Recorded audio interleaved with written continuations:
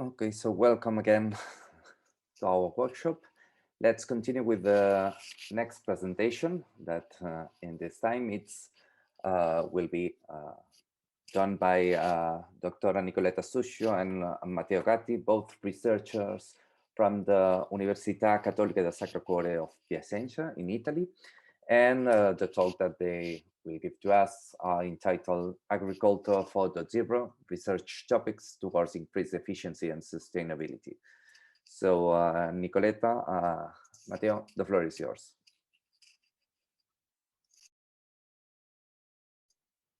You are muted. We are not hearing you, Nicoleta and Matteo.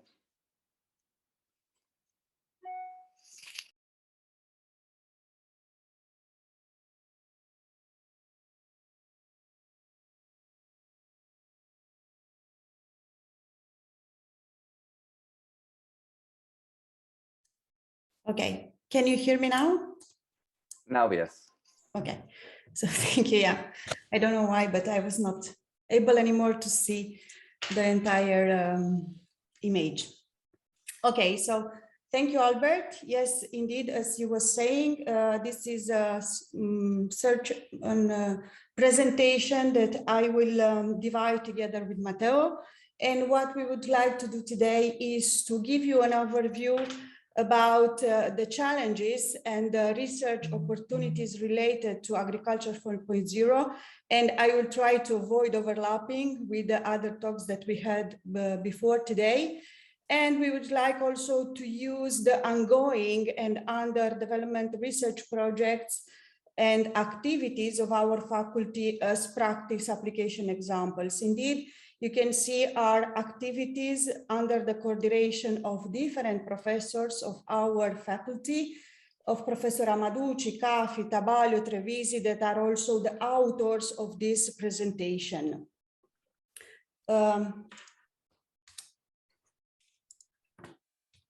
Okay, so as we all know, and as we have seen before, there are several challenges that the agriculture industry must face in order to answer the demands of the future.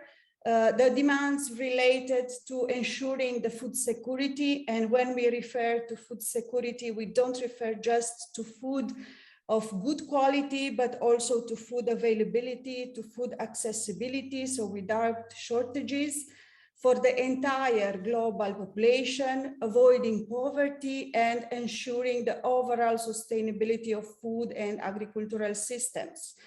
And why that? We have seen already before, because we can't avoid the demographic increase. Indeed, in the first presentation, we have seen already that it is estimated that the global population will reach 10 billion by 2050, and our farmers must produce almost 70% more food. Then we have seen that at the moment, the natural resources are already overused, and important economical investments are needed in order to have the necessary resources for more food production. The climate is changing, so this may influence negatively the crop yields.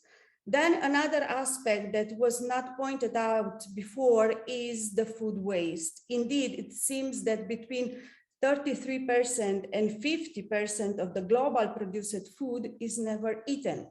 So also the food waste, it is a problem. So in this context, we need measures, practice management measures in order to face these new environmental, agricultural, and food challenges. And a real practice example is the European Green Deal, in particular the farm to fork strategy, with aims making the agri-food system fair for a successful transition towards a clean and sustainable circular economy. So transition is a key word here. This is what the Agriculture 4.0 can do. Indeed, Agriculture 4.0 can play an important role for this transition a key role in increasing the productivity and the efficiency of agricultural and food system, in improving the quantity, the quality, and the accessibility of the agricultural products, in reducing the food loss and waste, in optimizing the use of natural resources in a sustainable way. So in consequence, in general, as overall activity in reducing the environmental impact. And in the last 10 years, the research related to agriculture 4.0 increased significantly, as it is also highlighted in this review article from this year of Araujo and al., that shows that almost 8,485 articles have been published between 2011 and 2020, with the highest value in the last 3 years, and covering topics related to agriculture 4.0, mostly the Internet of Things, the machine learning, topics with the highest interest in this part, and then a bit lower interest for decision support, precision agriculture, or precision farming. However, the same study highlighted that further research is still needed in order to optimize the applicability, the accessibility, and the quality of the devices that have been developed under Research Agriculture 4.0, as well as of networks and of the data produced. Indeed, there still seem some challenges related to the resistance of the devices in the field conditions, to the quality, the availability, the privacy, the integrity, and very important, the interpretability of the data, to the transmission range or propagation losses of networks, to the cybersecurity of application. Also, this is an important fact that was highlighted in the article, to the system complexity, flexibility, as well as cost. So there are still a lot of research opportunities, and this was already pointed out also during the first presentation. And now I would like to show you and to share with you some of these applications in the experimental livestock farm of our faculty, mostly related to the arable farming and automation in animal husbandry. And as you can see in the picture, in our farm, Cerzo, we have breed and research activities on dairy cows, pigs, heifers, calves, while concerning the arable farming, the research concerns the soil tillage, the non-tillage, the irrigation by sprinkle system, and biomass crops and organic fertilization. Concerning the experimental facilities for dairy cows and calves, we have sensors and systems that helps controlling the indoor conditions, as well as the ventilation of the tunnel. The energy, it is ensured by solar panels. The washing water is recycled. The solid phase of manure is separated by the liquid phase. The manure basins are covered. So everything in this approach of precision farming. So a lot of sensors helping us to have the entire control of the activities inside. With regard to breeding, they are present auto feeders, as you can see it here. They are separated, there are also some separated gates. There are scales that are able to weight the weight of our cows. And then there are several advanced milk parlor connected with many devices that allows having information about the milk yield, as well as the conductivity and some other parameters concerning the quality of the milk. Besides this, there are also additional sensors that allow us to measure and check the behavior and the health status of our animals, like, for example, the rest time, the body weight that we have seen also before, or to measure and check the breeding process sustainability, as, for example, checking the emissions of greenhouse gases. Concerning the liquid and solid separation of manure that we have seen also before, there is a close collaboration with the Department of Sustainable Crop Production, the section of agronomy and plant biotechnologies, in order to evaluate the use of the manure for the production of the biogas. So to ensure a more sustainable management of manure in the approach of a circular economy. Then the solid phase of the digestated is used for vermicomposting, and the obtained product can be used as soil conditioner. While concerning the liquid fraction, this can be used as fertilizer or as fertigation, but for the fertigation, the liquid phase must be first filtrated, and just after, the liquid phase can be used in fertigation.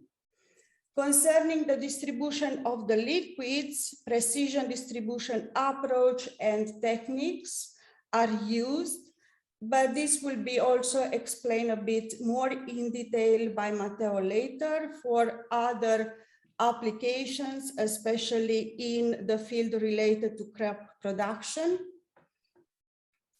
And beside these research topics in our livestock farm, there are also researches, applied researches related to nutrition, as for example, forage preservation, feed trials, mycotoxin studies, or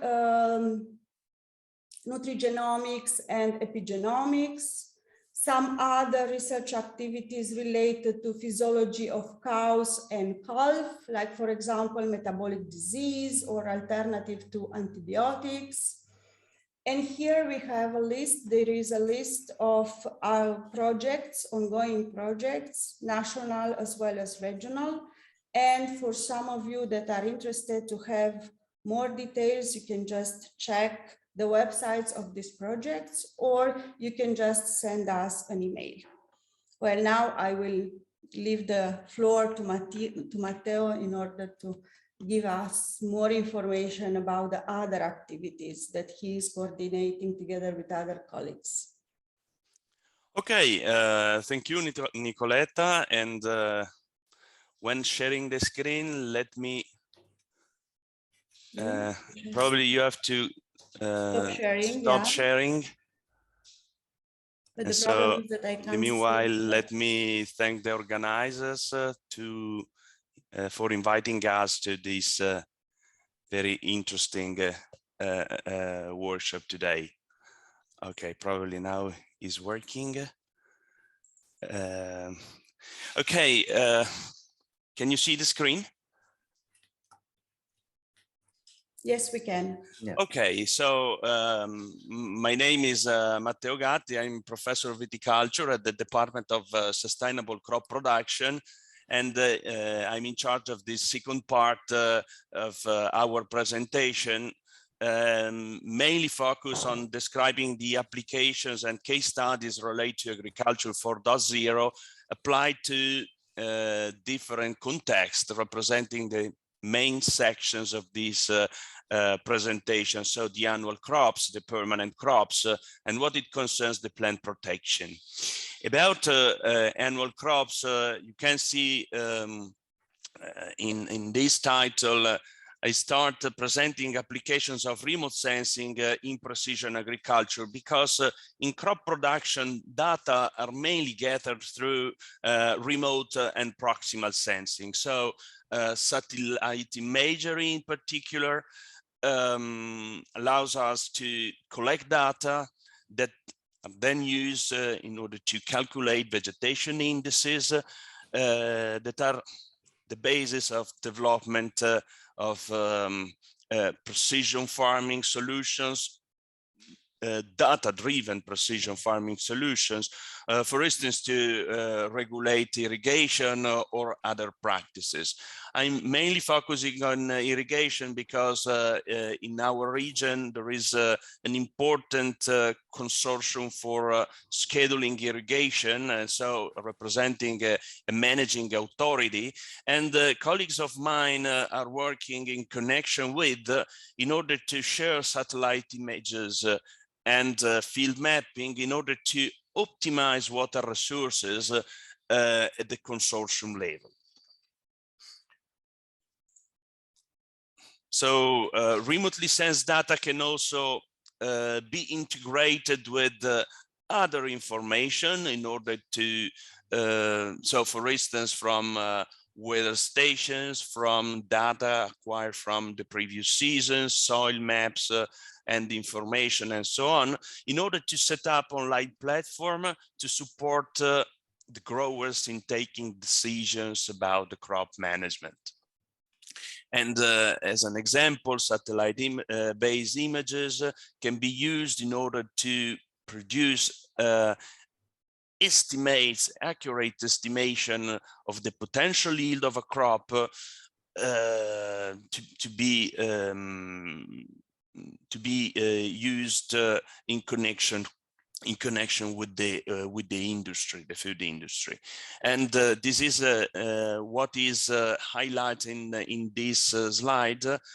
We are in Piacenza, where there is an important district for tomato sauce production, and you see how the data source from satellite imagery can be used along the value chain.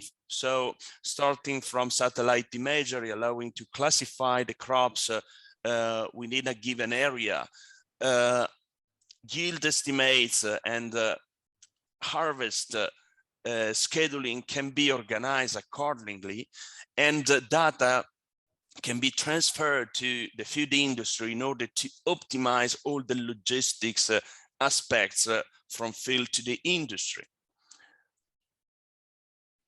Another important aspect is that is growing at European level over the last years is the carbon farming, in order to fulfill the farm-to-form strategy goals to reduce the greenhouse gases by 2050. So new carbon farming strategies are developed, including crop rotation, soil tillage, organic fertilization, and so on. And so the different strategies can be subjected to monitoring, reporting, verification through remote and proximal sensing, and data used, for instance, to map the spatial variability of organic matter in soil in order to recognize, for instance, carbon credits to growers in a more ecosystemic services perspective. Well, similar applications to remote sensing support by satellite imagery can be done also by using unmanned aerial vehicles. So, for instance, for estimating phenology, plant phenology, for estimating yield, but it's not just a matter of yield estimates. For instance, there is the possibility to integrate data deriving from remote sensing at very high resolution level for estimating the lodging percent after hail streams or other issues. And data can be very useful for a more objective management of the insurance issues as well. Or for instance, for estimating the nitrogen content in leaves and in different crops. Another important domain that is studied by our colleagues is agrovoltaic.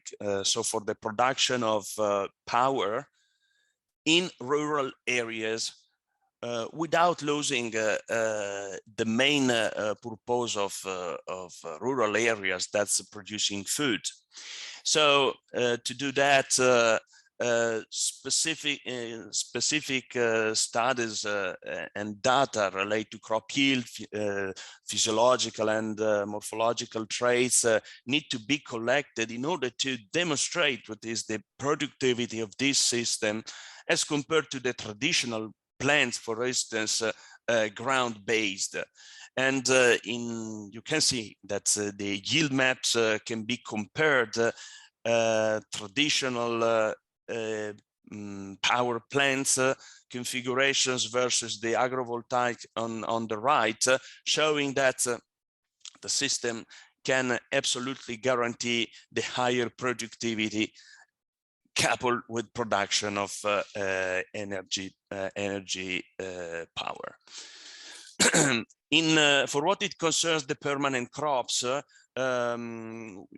we have to consider that when approaching remote sensing, we need to take in account that permanent crops such as vineyards or orchards show discontinuous distribution as compared to cereal, for instance, or annual crops.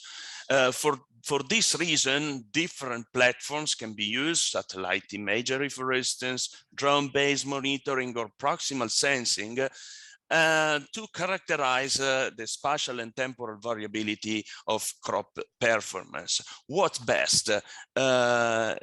It definitely depends on the specific purposes of the remote sensing campaign that is adopted.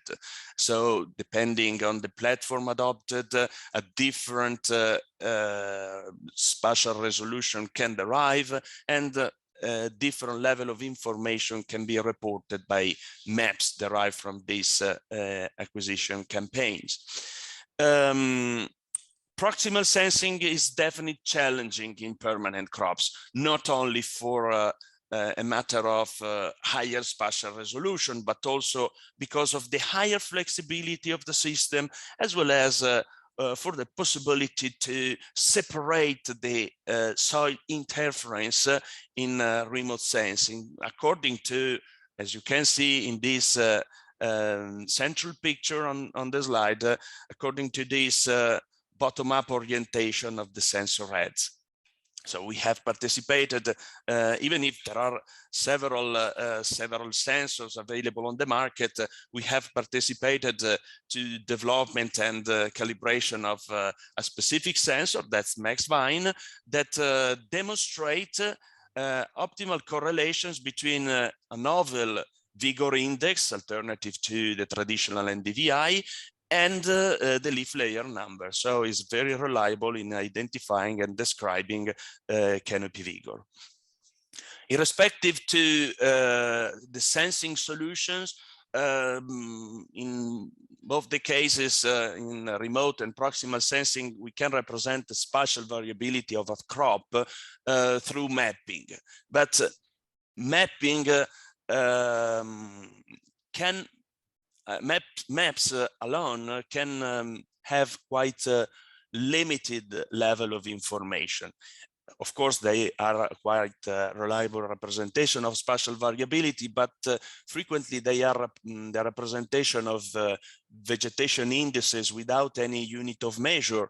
And so without any connection with an absolute value in terms of agronomical information. this point, ground truthing is of primary importance in order to validate the vigor maps with ground-based data. We are convinced that this point of connection between the engineering side and the agronomic side of precision farming is crucial for the success of the actions relate to precision farming and relate to this initial monitoring of the different crops.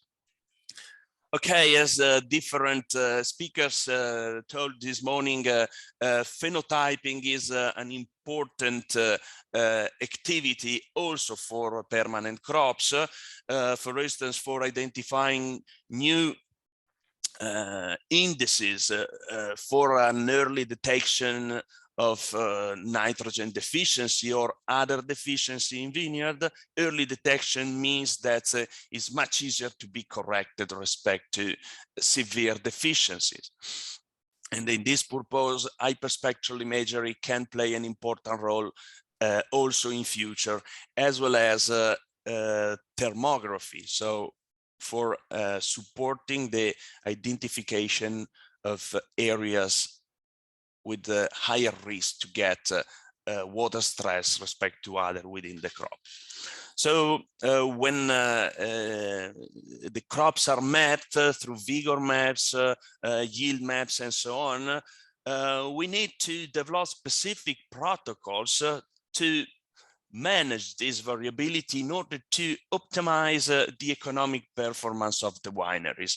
At this purpose, we consider that there are at least three ways that represent the three pillars of this regional project I'm leading in our area. For instance, an example is using within field variability as a resource, for instance, through selective harvesting. There is a specific slides next. Another approach is adopting a more efficient use of the inputs, for instance, by adopting on-the-go adjusted pesticide spray. So in this case, a sensor is mounted on board of a tractor.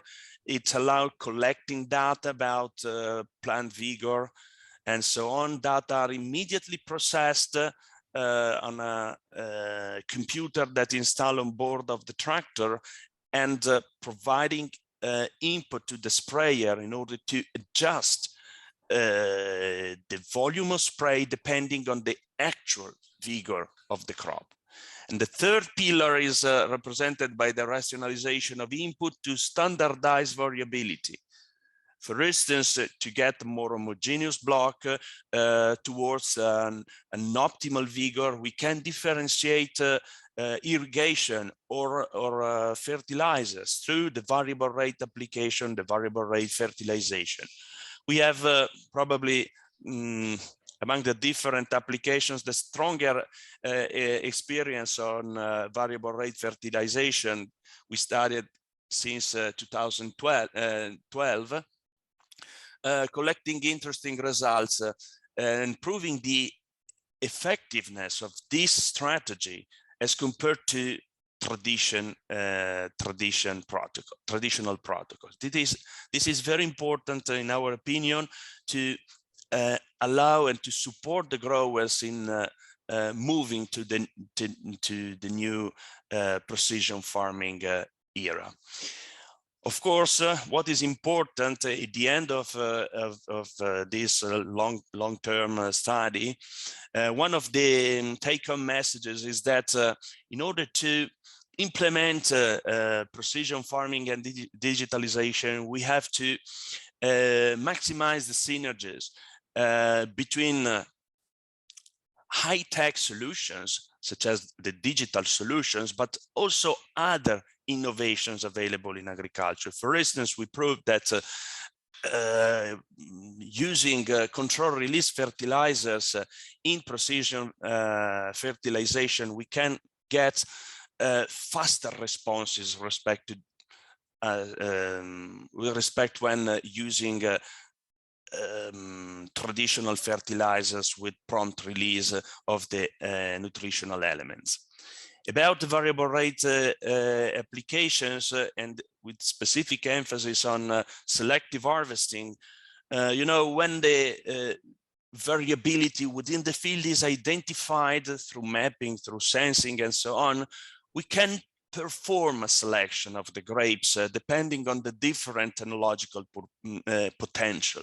So selective harvesting consists in a split harvest, and then that can be performed either manually or mechanically, and then the fruit selected in vineyard can be processed as separated at the winery in order to produce two different wine styles and increase the added value and the revenue for the winery. We are doing some experience on agro-robotics as well. I do not want to duplicate what the previous speaker already presented, but I want sharing with you some experience on robotics we are studying in Piacenza, mainly related to the setup of a novel prototype of an agro-robots for performing a selective operation related to winter spur pruning in vineyard. So it's not, that is what is challenging is that a robotic arm collected with an end effector need to recognize the different plant organs, localize the different cuts, and perform selective pruning. The third part of this presentation is related to plant protection. So plant protection is a key factor for future agriculture, in particular because we are expected to reduce the use of chemicals in the near future.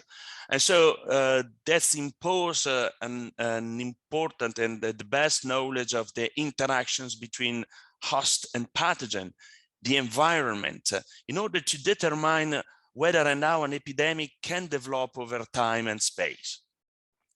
Colleagues of mine from the plant protection section are working a lot in modeling the different pests and diseases for different agricultural crops, and in parallel on the characterization of the physical mode of action of the different plant protection products that are requested to be applied in a IPM strategy.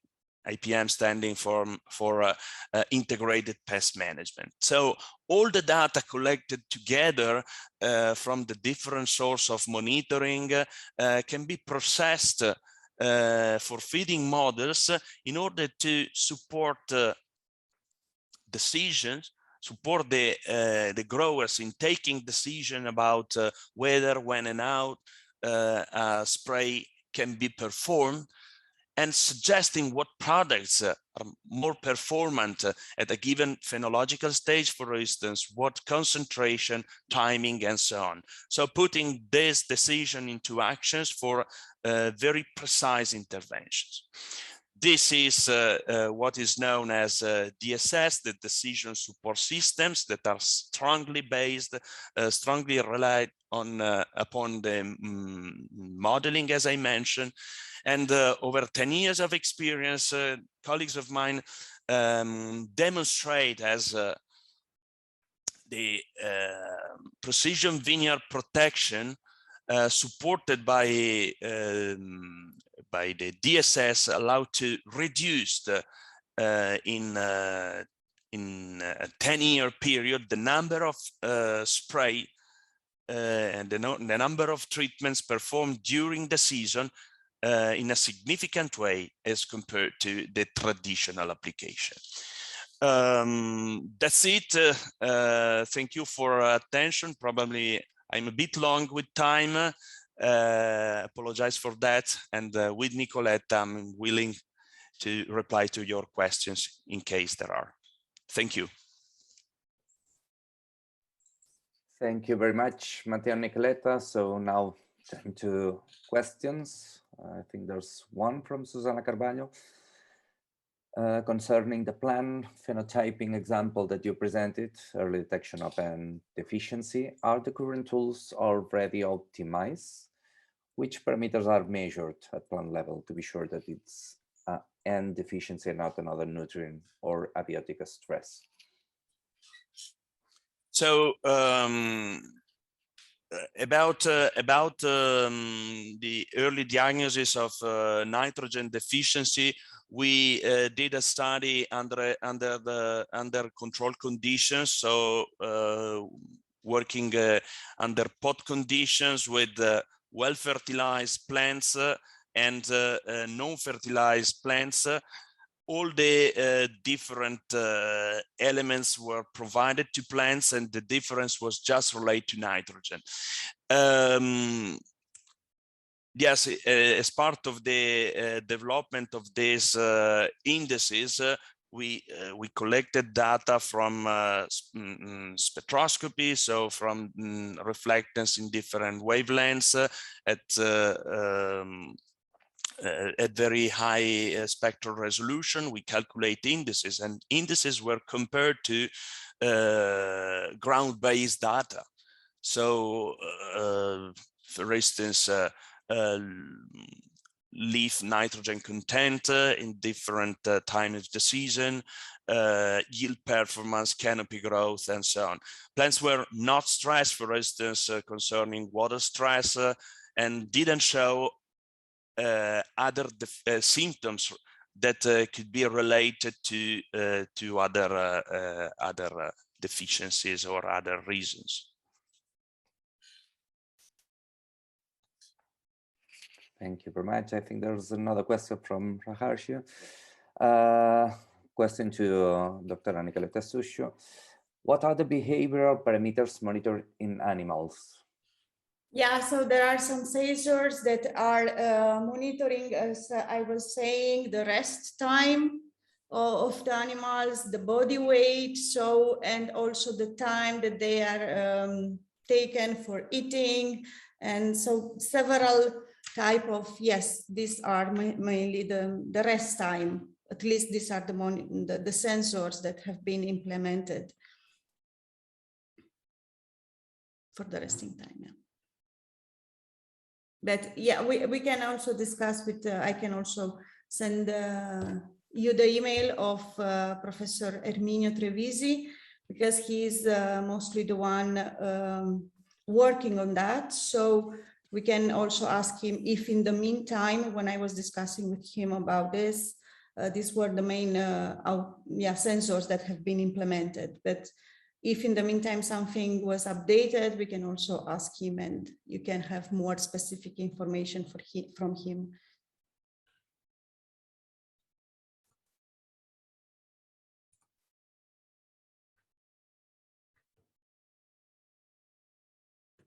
Sorry, there's another question.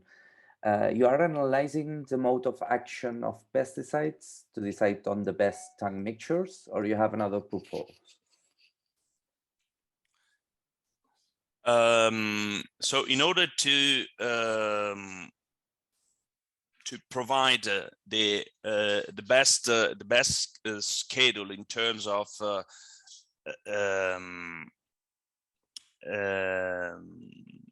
timing and the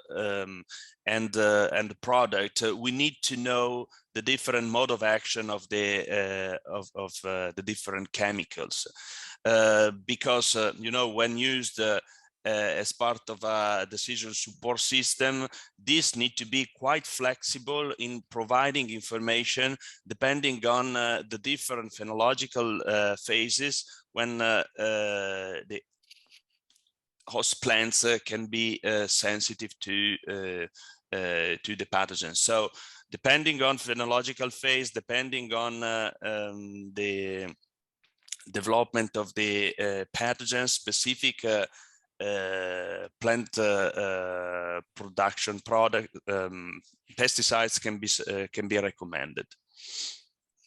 And so for this reason, the colleagues requires enough information to feed the model.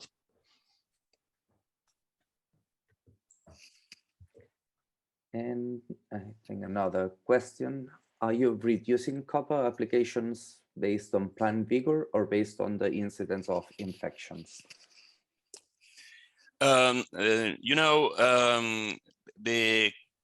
the copper application, if you are referring to the variable application related on the go just copper copper spray, the application is mainly driven by vigor, and the main reason is that vigor variability is related to different canopy thickness, to canopy gaps along the row, and so a traditional spray could lead to an important proportion of drift. So the main idea is reducing, according to a specific algorithm, reducing the volume of spray depending on the actual vigor. Probably on a plant protection perspective, you know that copper spray tend to prevent infections instead of solve already developed infections. So in our study, it is mainly prevention, but you also know that there is an important limitation to the use of copper in agriculture that is limited to 4 kilos of copper per year, and the possibility to adopt some variable rate application allow to significant reduction of the copper use. For instance, 10–15% is something significant in the annual budget. Yeah. Last question, because we are a little out of time. It's how can nitrogen and phosphorus deficiency be determined on maize plants through drone images? Yes, I'm not an expert on annual crops and on corn, but there is some experience performed by our colleague Stefano Maducci, that's the leader of the annual crops lab and remote sensing lab applied to annual crops. They have a strong experience in detecting the nitrogen status, mainly the nitrogen status more than phosphorus, and this is in part related to the application of specific indices, and in parallel to the ground truthing of traditional vigor indices such as NDVI or other that can estimate the level of biomass, the greenness of the crops, and so on. And in parallel, so because of ground truthing, we can estimate the actual nitrogen status. Okay, so thank you very much, Nicoleta, Matteo, again, Thank you. for Thank your you. nice presentation. And let's move